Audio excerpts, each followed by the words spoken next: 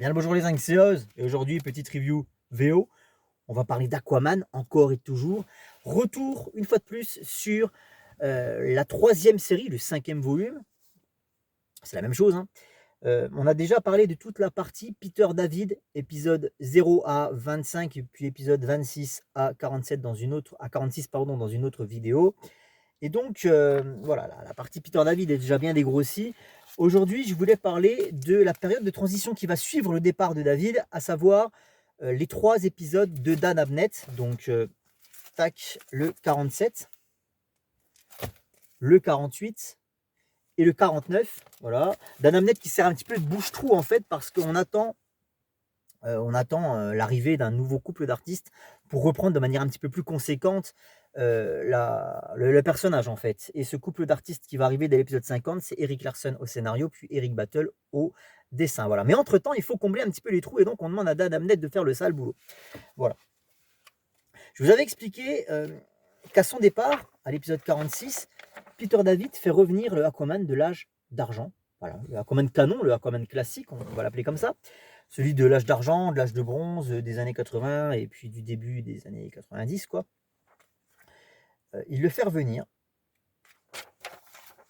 sur la toute dernière planche de son tout dernier épisode, l'épisode 46. Et on peut lire What with the hair, bird and harpoon. Excusez-moi pour l'accent. Ouais, je pense que vous êtes omnubilé par Sarah Michelle Gellar. Il faut dire que à l'époque, les pubs, elles avaient quand même de la gueule. Regarde. Petit décolleté plongeant sur Sarah Michelle Gellar, là, ça fait plaisir. Hein. Ouais, je suis un beauf, je m'en bats les couilles. Une pub pour le Batman de Bruce Timm. Est-ce que c'est pas la putain de classe? Est-ce que c'est pas la putain de classe que d'avoir une pub pour le Batman de Bruce Timm dans ton comics, quoi? Voilà. Tiens, regardez. Je vais finir de vous convaincre avec celle-ci. Bam! Superman for All Seasons. Est-ce que les comics de l'époque n'avaient pas plus de gueule que maintenant? Maintenant, on ferait la pub pour quoi? Pour Quantum Mania? Lol. Bref. Donc, et j'étais suspicieux quant à ce choix assez étrange de Peter David de faire revenir le Aquaman. Et j'avais mis l'hypothèse qu'il s'agissait d'un coup de pute, en fait, littéralement, tendu à un piège, en fait, tendu à son successeur. Il faut bien comprendre que Peter David, il est parti de manière précipitée du titre. Ça, c'est ce que j'ai conclu. Parce que j'ai rien trouvé de concluant à ce niveau, j'ai rien trouvé de concret, d'officiel, voilà, d'écrit noir sur blanc comme quoi Peter David est parti avant de terminer son travail. Mais on va vite se rendre compte que c'est le cas. Ce que j'ai trouvé de Peter David sur Internet, c'est une interview dans laquelle il explique qu'il a eu des différends artistiques avec sa hiérarchie. Voilà. Donc on imagine que c'est Kevin Dooley, l'éditeur, ou peut-être que c'est quelqu'un d'autre, j'en sais rien. Il y a eu des différends artistiques et lui-même explique que lorsqu'on emploie ce terme, c'est un euphémisme hein, dans le monde de la production hollywoodienne, enfin de la production artistique aux États-Unis, quand on emploie le terme de différent artistique, c'est pour cacher quelque chose de beaucoup plus dérangeant et de beaucoup plus gros. Bref, je résume, il s'est pris la tête avec quelqu'un. Voilà. Et il a claqué la porte, violemment. Voilà. C'est comme ça qu'il faut le comprendre. Et ça, on va le comprendre parce qu'il y a plusieurs indices qui vont nous le laisser comprendre, justement. Premier indice, c'est qu'il y a tout un arc concernant un personnage qui est le personnage de Koryak. Je vais éviter de trop vous spoiler qui est Koryak si jamais vous avez envie d'aller sur le run de Peter David. Hein. Koryak, c'est un personnage qui intervient dès l'épisode 5 ou 6, enfin très tôt dans l'aventure. Et c'est un personnage qui est très important, qui a déjà beaucoup d'expositions en début de run, qui va être mis en retrait après, hein, petit à petit, mais qui va être constamment gardé sous la main par Peter David. Il va jamais tuer le personnage, il va toujours le garder quelque part dans le décor parce que tu sens qu'il a l'envie de le faire revenir plus tard. Et c'est exactement ce qui se passe dès les épisodes, fin des épisodes 30 et début des épisodes 40. Tu sens que Koryak est en train de regagner un petit peu en épaisseur et en importance, et tu sens que tout ça va mener à quelque chose. Il va se jouer quelque chose entre Koryak et Aquaman. Ça, clairement, c'est ce que te laisse comprendre Peter David. Il va y avoir un enjeu assez personnel les concernant. Voilà. Et cet arc-là qui est mis en place dès la première apparition de Koryak, c'est-à-dire dès le tout début du run, eh ben, il ne trouve pas de fin. Peter David part sans le conclure. Ce qui est quand même étrange, parce que c'est un des personnages qui a été introduit le plus tôt dans le run. Donc là, déjà, tu comprends qu'il y a quelque chose qui ne va pas. Ensuite, c'est le dernier arc. Cette intrigue avec Triton. Triton, c'est le fils de Poséidon. Il a été introduit dès 1995, dans ce run, via l'annual numéro 1. Et c'est un super vilain qui est introduit très tôt dans l'aventure, puisque là, comme vous pouvez le constater, on est en 98. Hein. On est en juillet 98, alors que le personnage a été introduit dans le run en 95. Donc, Peter David, s'il est introduit si tôt, pour le faire revenir sur ce qu'on pourrait considérer comme son dernier arc, c'est très clairement pour en faire le boss final. Triton, c'est le boss final du run, ok? Moi, je veux bien. Seulement, c'est bâclé. Et là, tu comprends qu'il manque peut-être 3 ou 4 issues, en fait, pour développer un maximum d'enjeux, pour faire prendre la sauce, tu vois. Il manque quelque chose. C'est sympa, mais ça va beaucoup trop vite concernant Triton. Tout ce teasing pour si peu, quoi. Et en fait, quand tu regardes les numéros, tu te dis que c'est quand même bizarre que le mec parte à l'épisode 46 après plus de 4 ans de travail sur le perso. Je suis persuadé que Peter David avait prévu de partir à l'épisode 50, peut-être 49, parce que ça faisait déjà plusieurs épisodes que dans le courrier des lecteurs, Kevin Dooley, l'éditeur, laissait supposer qu'à partir de l'épisode 50, il allait se passer quelque chose d'important. Et c'était déjà le cas à l'épisode 25, en fait. J'ai l'impression que tous les 25 épisodes, à peu près, en fait, soit on change carrément d'équipe artistique, soit on repart sur un tout nouvel arc, un plus gros morceau, enfin voilà. Et c'est très clairement ce qui s'est passé à l'épisode 25, qui marquait la fin d'un gros premier arc, pour repartir sur quelque chose de complètement autre. Et je pense que l'épisode 50 était censé être le dernier pour Peter David. Voilà, il marquait le coup, il partait sur le 50e. Et là, ça prendrait sens qu'il manque 4 épisodes à ce qu'il nous a proposé. Parce que là, ça va pas au bout des choses. Voilà.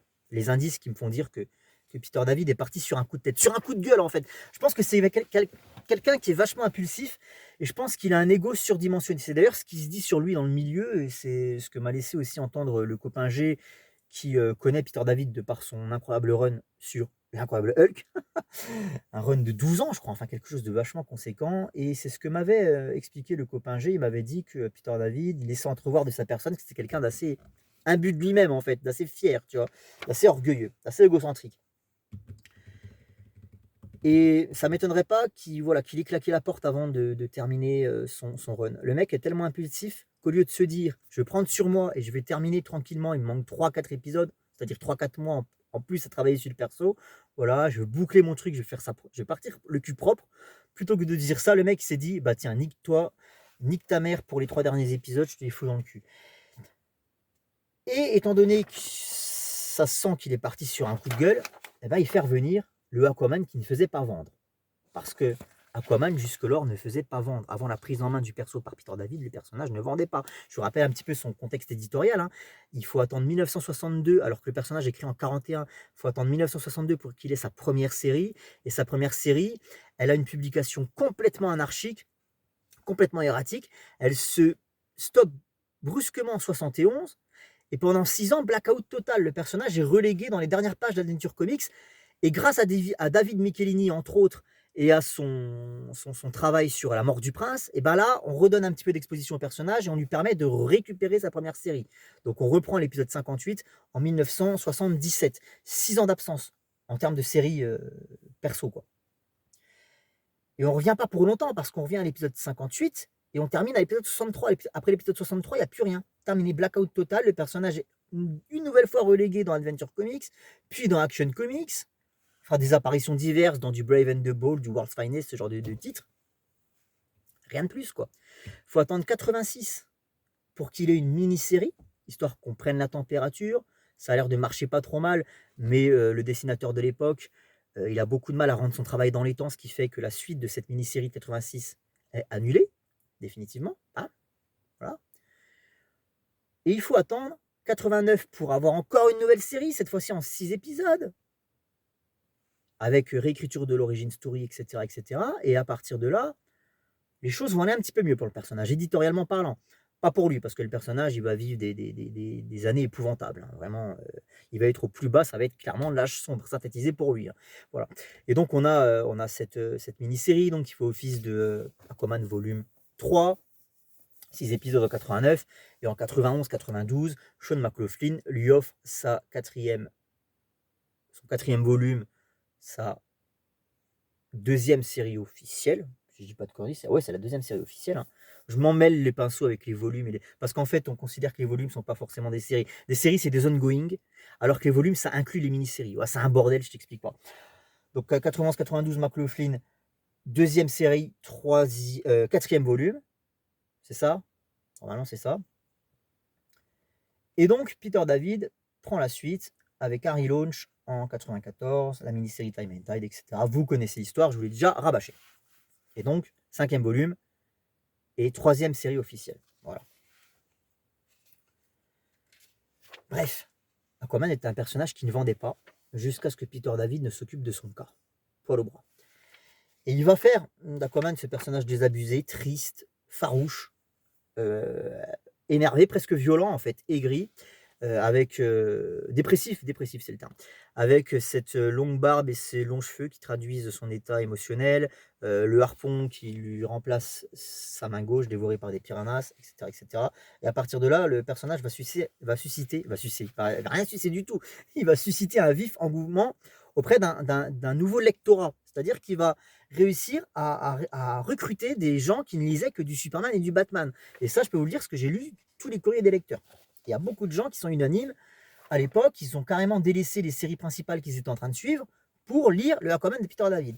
Donc c'était un carton, c'était un succès. En tout cas, plus que ce que n'avait jamais fait le personnage jusque-là. On parle d'Aquaman. Hein. Donc un succès Aquaman, c'est relatif par rapport à un succès Batman, qu'on soit d'accord. Mais au moins, ça a cartonné. Et moi, quand Peter David il me rend un travail comme ça, j'ai l'impression qu'il est en train de me dire tiens, je te le rends, ton personnage de merde. Voilà. Tu vois, il était comme ça avant que je le prenne en main, tout le monde s'en branlait les couilles de ton homme poisson. Et ben voilà, comme je te le rends. Voilà. Je reprends mes joujoux. Alors évidemment, il ne peut pas reprendre complètement le perso parce que ça ne lui appartient pas, c'est pas lui qui a les droits. Donc du coup, le Aquaman, il est encore là, celui avec son harpon. Il est encore là. Mais il fait quand même revenir l'autre. Démerdez-vous, les petits gars. Démerdez-vous. Voilà. Après moi, le déluge. Et Dan Abnett, qui est embauché pour combler les trous et puis préparer le terrain pour la prochaine équipe, il se retrouve avec ce statu quo. Quoi. On a deux Aquaman, celui de Peter David en concurrence avec le Aquaman classique qui revient d'on ne sait où. On ne sait où, quoi. Et là, il va bricoler un truc, de briques et de broc, comme on dit. Ça se dit comme ça. Hein.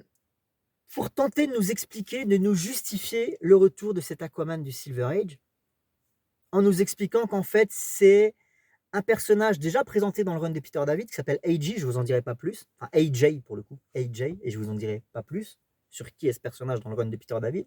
Je vous explique que c'est AJ qui revient et qui est un petit peu déboussolé parce qu'il vient d'une autre dimension, il a un peu perdu les pédales, il s'est pris pour le Aquaman, alors qu'en fait c'est pas Aquaman, etc., etc. Et c'est pour ça que ça a créé ce quiproquo. Cette explication pue la merde, cette explication est complètement incohérente. Parce que AJ, c'est pas possible en fait qu'ils reviennent de cette manière-là. Ça rentre complètement en incohérence avec ce que nous avait expliqué Peter David sur le personnage d'AJ. Donc c'est pas lui. C'est juste que Dan Abnett a essayé de nous faire croire que c'était lui parce qu'il avait que ça à faire. Il pouvait rien faire d'autre. Il était piégé. Voilà.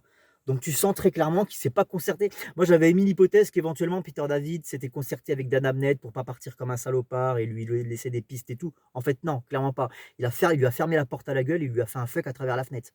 Vraiment. Il lui a fait un fuck à travers la fenêtre. Démerde-toi. Il lui a foutu des bâtons dans les roues. Ok. Et Dan Abnett, on ne peut pas vraiment lui en vouloir. Donc il va essayer de nous justifier ce personnage-là, ce Aquaman du Silver Age, ce Aquaman canon, en 2 épisodes. Épisode 47 et épisode 48. La douche froide. Ah bah tu sors du run de Peter David et tu lis 2 trucs comme ça. T'as l'impression de lire un récit de 1959, franchement. Ou 1963, quoi. On part sur une autre planète complètement aquatique avec une peuplade entièrement aquatique, quoi. Je sais pas comment expliquer ça. Des extraterrestres sur une autre planète. Voilà, une autre dimension. Le bullshit du portail interdimensionnel. Toujours, encore et toujours lui. Quoi. Le putain de bullshit du portail interdimensionnel. Le portail interdimensionnel, c'est le Covid dans le monde des comics. Dès qu'il y a un problème, c'est de la faute du Covid, tu vois. Et pendant des années, là, pendant les dernières années, c'était ça. Dès qu'il y avait un souci administratif, un retard à la poste, un truc, ouais, c'est parce qu'il y a eu le Covid. Le Covid, c'était le plus grand dos du monde, tu vois. Et là, ben là, c'est les portails interdimensionnels. Dès qu'il y a un truc, c'est la faute du portail interdimensionnel. Donc on a les 2 Aquaman qui font équipe sur cette planète, qui se battent contre une race extraterrestre, humanoïde. C'est de la merde en barre. C'est de la merde en barre, vraiment. Une fois de plus, je le répète, j'en veux pas d'Adam Net, il a fait ce qu'il a pu. Par contre, là où je lui en veux, vraiment, c'est que il a utilisé son dernier épisode, donc c'est le 49. Alors c'est celui-là, je vais le trouver, je vais y arriver, voilà, le 49, pour en 22 pages, parce qu'on est sur des issues de 22 pages, pour en 22 pages résoudre le fameux arc Koryak. C'est-à-dire que Koryak, il est là depuis le début du run, tu sentais qu'il y avait une tension qui commençait à naître, tu sentais que le personnage il était en train de préparer un truc un peu foireux, c'était palpitant. C'était palpitant, c'était toujours sous-jacent chez Peter David, mais tu sentais que ça allait exploser à un moment donné et que ça allait peut-être être aussi dans l'arc final, tu vois. Et comme j'expliquais, Peter David part avant de conclure ce truc.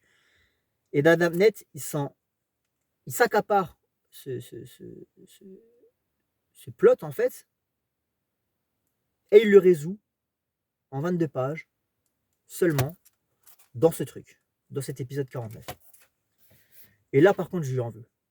J'aurais préféré, sachant que lui savait qu'il allait pas rester, qu'après, il y avait Eric Larsen qui allait arriver, qui allait avoir beaucoup plus de temps. Parce qu'Eric Larsen, il est resté 15 épisodes après. Hein. Donc, Eric Larsen aurait eu beaucoup plus de temps pour terminer cette histoire, tu vois, pour bien la conclure, pour bien l'emballer et bien la peser.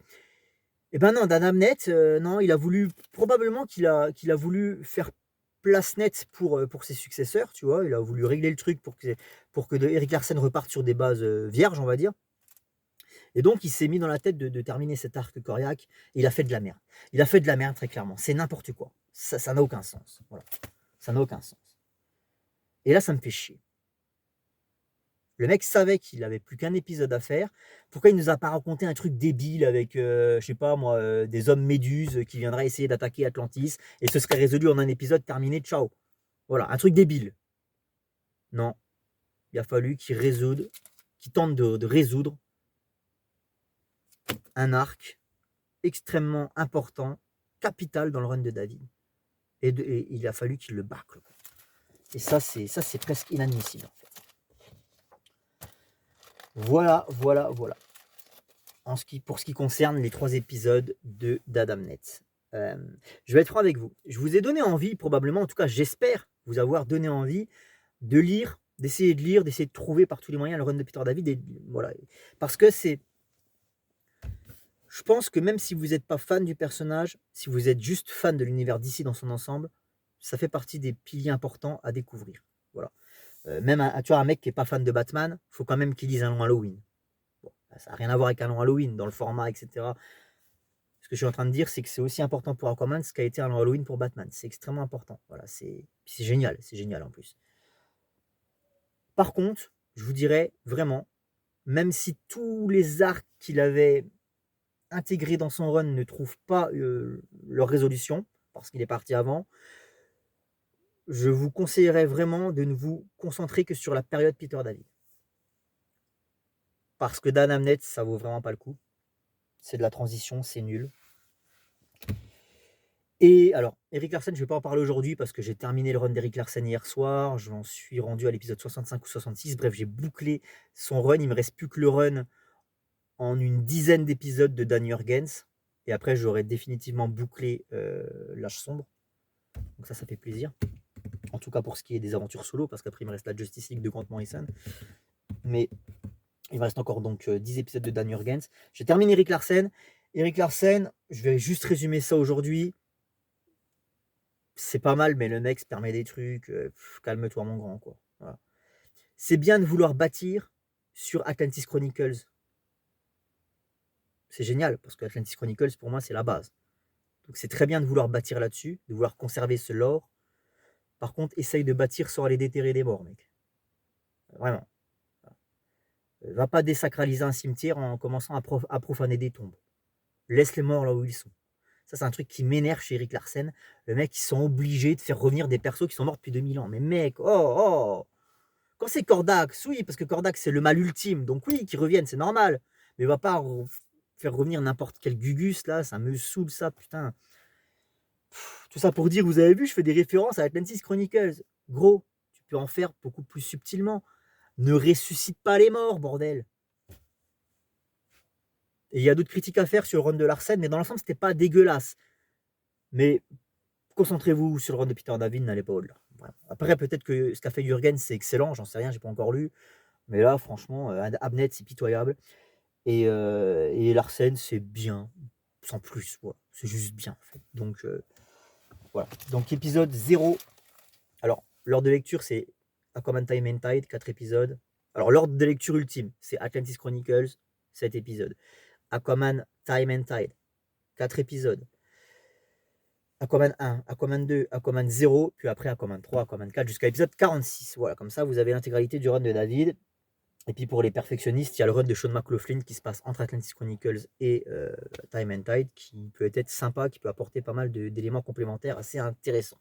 D'éléments de compréhension, parce que le run de Sean McLaughlin apporte des personnages qui vont être utilisés par David. Il y a un échange en fait entre McLaughlin et David qui se fait insidieusement. Enfin, il y a quelque chose qui se fait, il y a une alchimie qui s'opère entre les deux runs et je trouve que ça marche plutôt bien. Voilà. Vraiment, il y a un partage. Il y a un partage qui est fait. Pour une fois que David partage avec un autre auteur, pour le coup. Voilà la conclusion que je ferai. Je reviendrai vers vous pour vous parler du run de Larsen de manière un petit peu plus approfondie. Et puis, je reviendrai encore vers vous pour vous parler du run de Dan Jurgens. Une fois que ce sera fait, je lirai la GLA de Grant Morrison. Et une fois que la GLA de Grant Morrison sera intégralement lue, je pourrai attaquer, boucler mon chapitre sur l'âge de bronze et vous faire la vidéo qui va avec. Voilà le programme. À la base, j'avais programmé la vidéo de l'âge sombre. J'ai dit l'âge de bronze, désolé. En plus, il n'y aura pas de montage. L'âge sombre.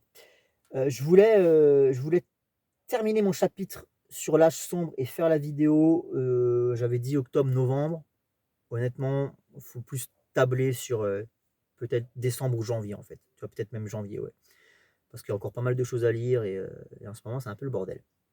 Voilà. Et quand il arrive, c'est en préparation, vous en faites pas. Bref, je pense avoir fait le tour. Voilà. Dan Abnett, 2 essais sur Aquaman, 2 essais peu concluants. Bon, là, c'était pas vraiment un essai à proprement parler, parce que le mec, il était là pour 3 épisodes, il a fait avec les moyens du bord, avec un plot twist laissé par Peter David sur le dernier épisode qui était irrécupérable. Vraiment, là, tu pouvais rien faire. Là, c'était vraiment un coup de putain ultime, tu pouvais rien faire, quoi. À part essayer de justifier un truc débile. Honnêtement, je sais pas comment moi j'aurais fait si on m'avait laissé un tel statu quo. J'aurais été obligé de raconter l'éternelle connerie du rêve ou de l'hallucination, un truc comme ça. Voilà, j'aurais été obligé de passer par là. Bref, allez, ciao les zingues. Je vous dis à très bientôt. Je crois que j'ai rien d'autre à dire. Allez, ciao.